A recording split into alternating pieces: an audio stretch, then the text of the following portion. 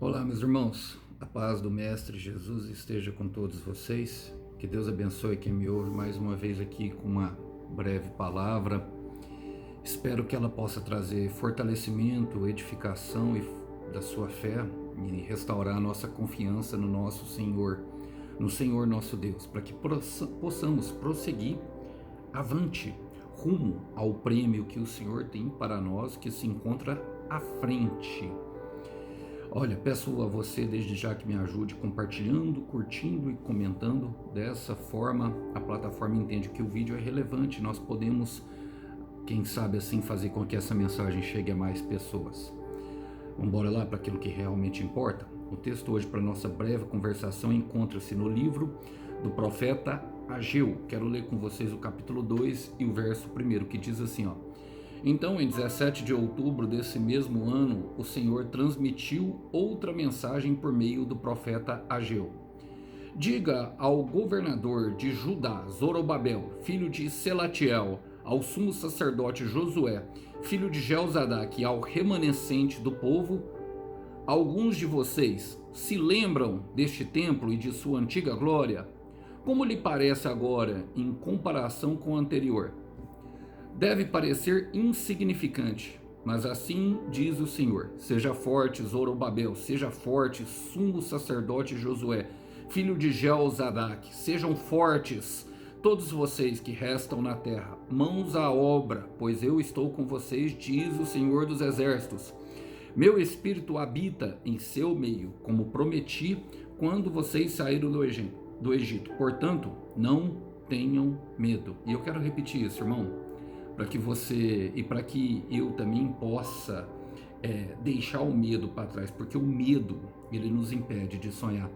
Não tenha medo, irmãos. O profeta Ageu, ele foi um profeta levantado por Deus para pregar a uma nação desanimada, e o desânimo, de fato, ele pode colaborar e muito para que nós venhamos a desistir do projeto que Deus tem por nós. Tamanhas são as dificuldades, o inimigo, ele se levanta quando Deus tem um projeto com alguma pessoa.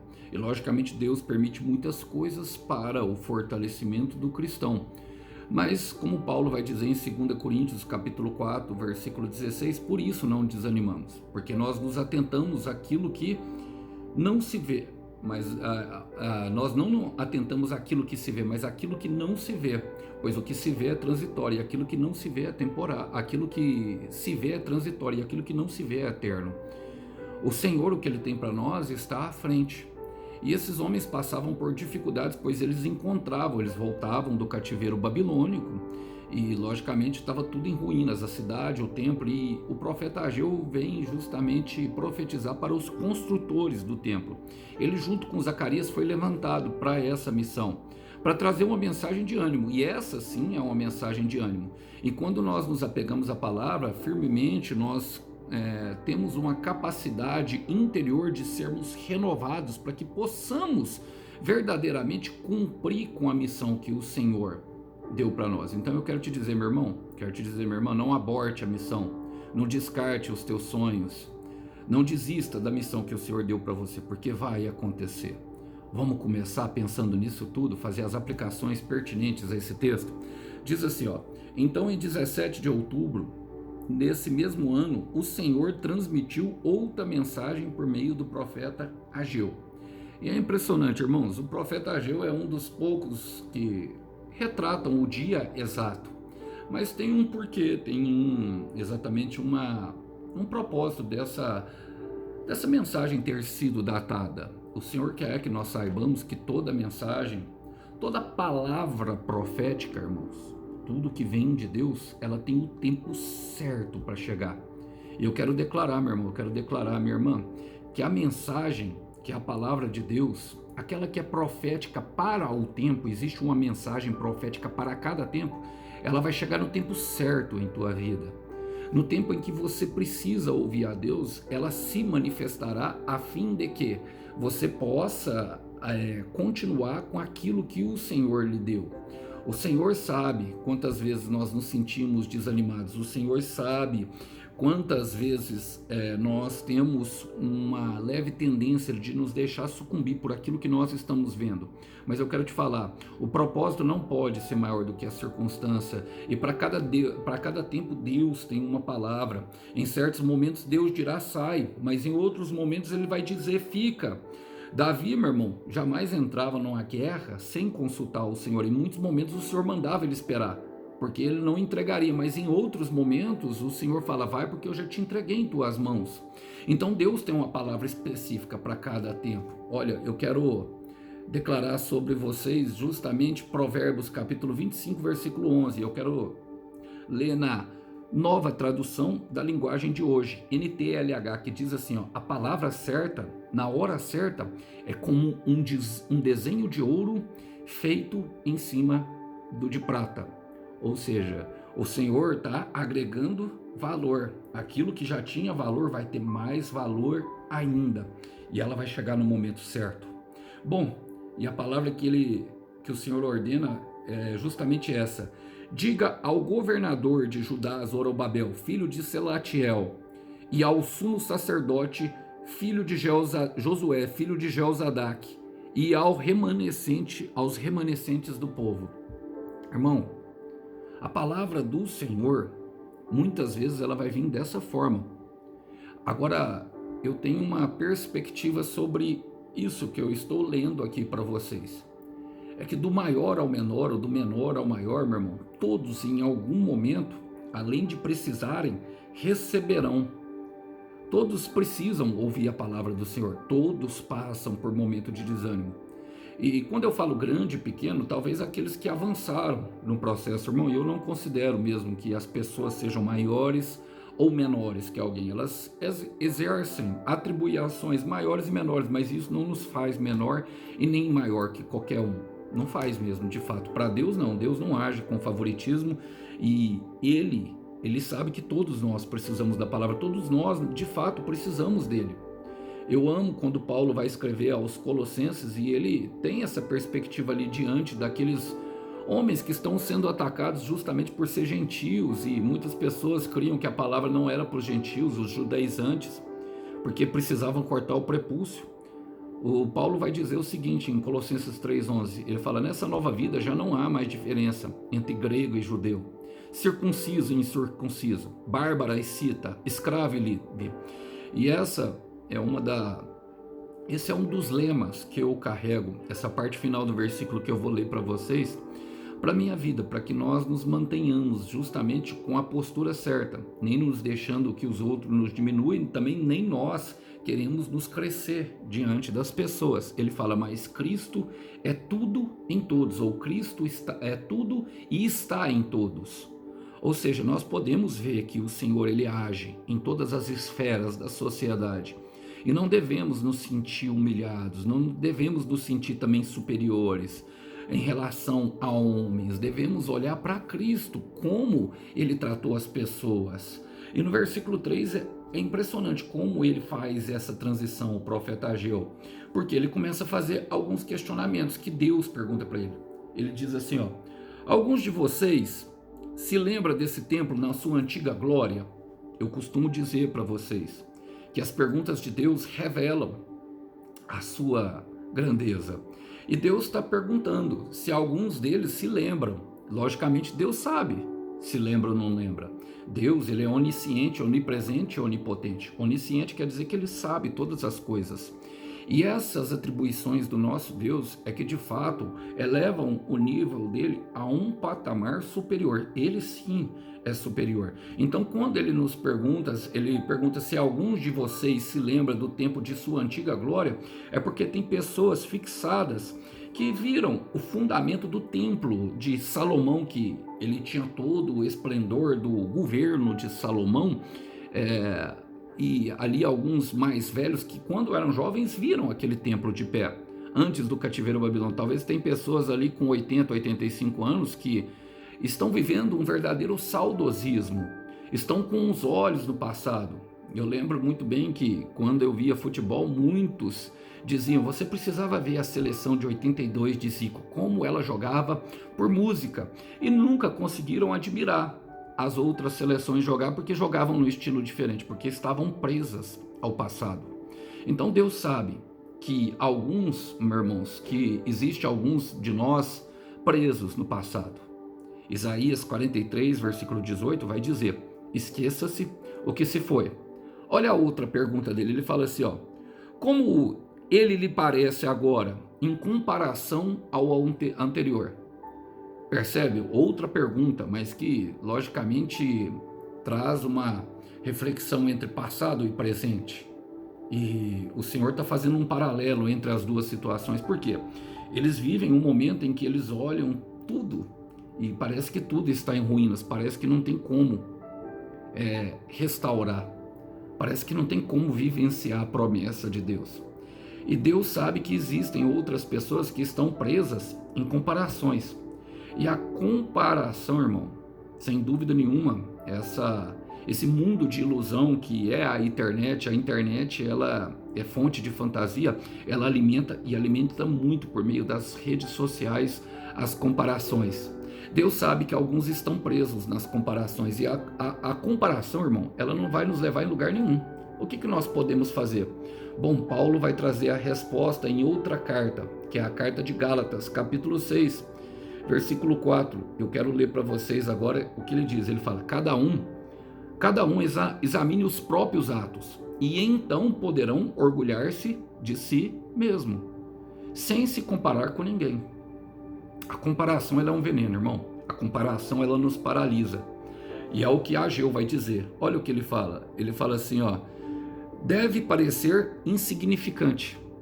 Ageu está dizendo que quando as pessoas que estão presas no passado, quando as pessoas que estão presas nas comparações, elas olham para a promessa de Deus, vai observar uma insignificância. Por quê? Porque estão olhando agora, estão presos nessa circunstância, estão vendo as ruínas.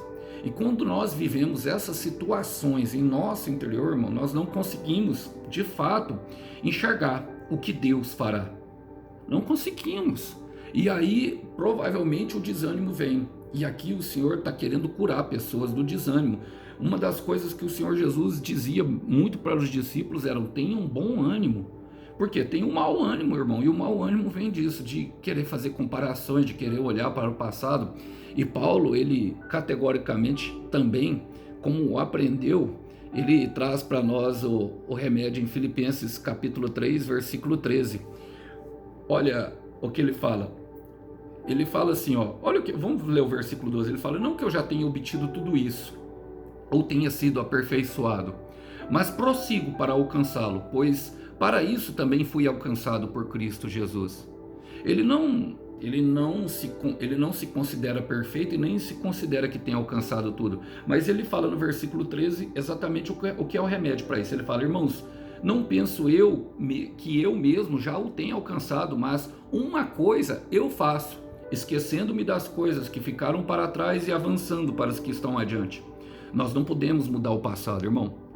Nós não podemos mudar a nossa realidade agora com resultados rápidos e imediatos. Mas nós podemos construir um futuro com o nosso Deus, e foi para isso que nós chamamos. No versículo 14 é poderoso, pois ele fala: prossigo para o alvo, a fim de ganhar o prêmio celestial de Deus em Cristo Jesus. Ou seja, irmão, ele tira a mente dele de um momento no passado que ele viveu ruim para um momento no futuro em que Deus prometeu a sua glória.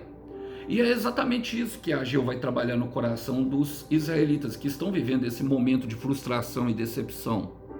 Ele diz assim, mas assim diz o Senhor, e assim diz o Senhor tem um peso de autoridade. E ele fala: seja forte, Zorobabel, seja forte, sumo sacerdote Josué, filho de Jeozadaque, sejam fortes todos vocês que restam na terra. Mãos à obra, pois eu estou com vocês, diz o Senhor dos exércitos. Percebe, irmão, que a mensagem para todos, mas o Senhor, ele é lindo de ver isso. Ele tem uma preocupação com cada um de nós. Ele dá a mensagem para o povo, dá a mensagem para o governante, dá a mensagem para o sacerdote, porque todos precisam ser fortalecidos. E aqui eles, apesar de ser a mesma mensagem, ele envia a mensagem de forma personalizada para cada um. Por quê, irmão? A mensagem, o fortalecimento virá como? Quando justamente ele fala assim, ó, sejam fortes todos vocês, mãos à obra, pois eu estou com vocês, diz o Senhor. O Senhor não está só com o profeta, o Senhor não está só com o que está caído, o Senhor não está só com o que está desesperançado, ou até aquele mesmo que está trabalhando e acreditado na obra. O Senhor está com todos, ele está falando nesse meio, em todos aqueles que estão no projeto. É nesse momento, irmão, o fortalecimento ele virá nesse momento, em que enxergarmos quem é por nós. Porque quando eu olho, o irmão Alisson olha para suas próprias limitações, eu vejo, irmão, que eu sou incapaz de atingir tudo aquilo que Deus me prometeu. E eu vivo esses momentos direto. E eu procuro, muitas vezes o meu olhar, ele também quer se prender ao passado, e eu nem falo de um passado muito distante.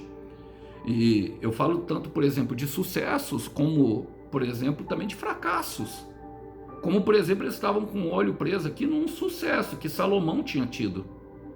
Tinha visto vindo por meio do rei. Mas eu tento não me apegar às circunstâncias que aconteceram, por exemplo, no dia de ontem, irmão.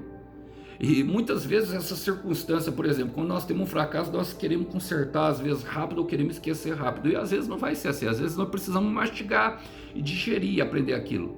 E às vezes queremos repetir o sucesso fazendo da mesma forma, e às vezes o sucesso não virá da mesma forma, como o Senhor disse aqui.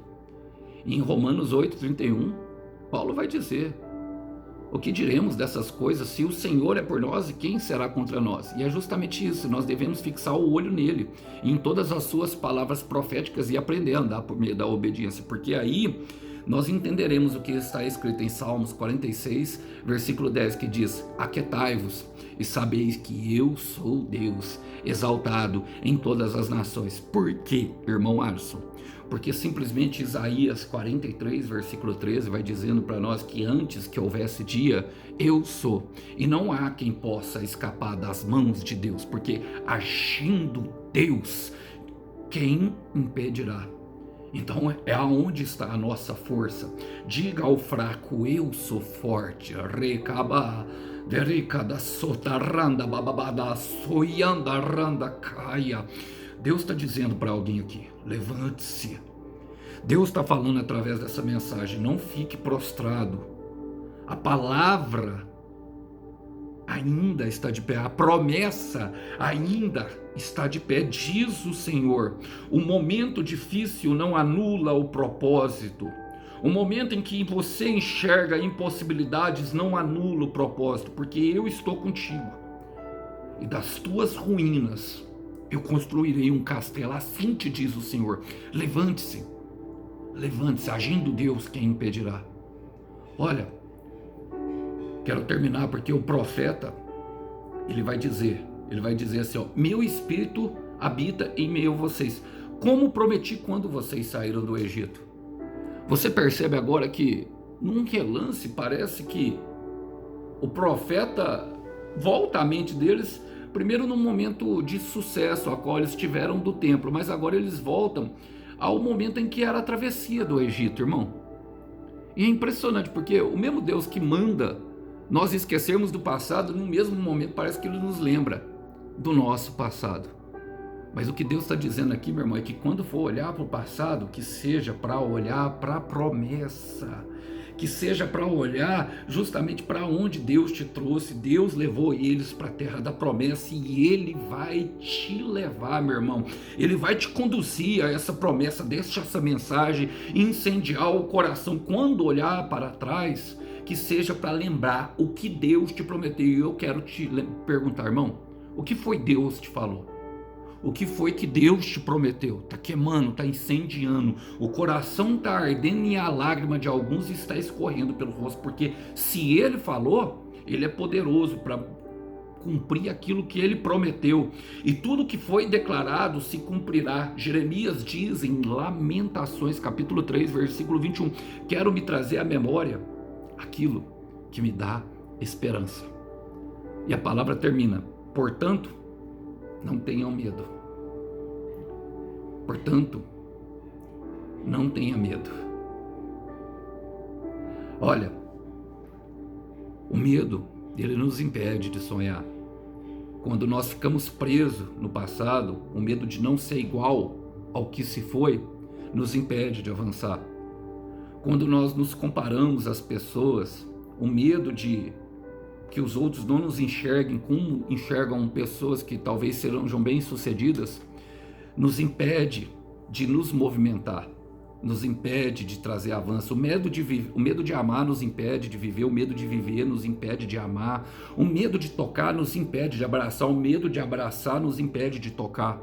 Todos os medos, irmãos, não nos levam a lugar nenhum, embora na medida certa ele possa ser usado por Deus para paralisar, mas eu quero te dizer, meu irmão, deixa o medo para trás. Quando nós colocamos os olhos em quem está conosco, o medo fica para trás. E eu quero declarar, para terminar, Josué capítulo 1, versículo 9: não te ordenei eu que você seja forte e corajoso, valente guerreiro, valente guerreira, não temas, porque eu sou o teu Deus, não te atemorizes, porque eu estarei com você, aonde quer que pisares. É o que o Senhor Deus está te dizendo hoje. Fica firme e fica forte, porque esse projeto, quem colocou no teu coração foi Deus, e ele vai acontecer. Não existe obra inacabada no céu. Que Deus abençoe os irmãos, que os irmãos possam ficar com essa breve palavra. A paz do Mestre esteja com todos. Até uma próxima. Tchau, tchau.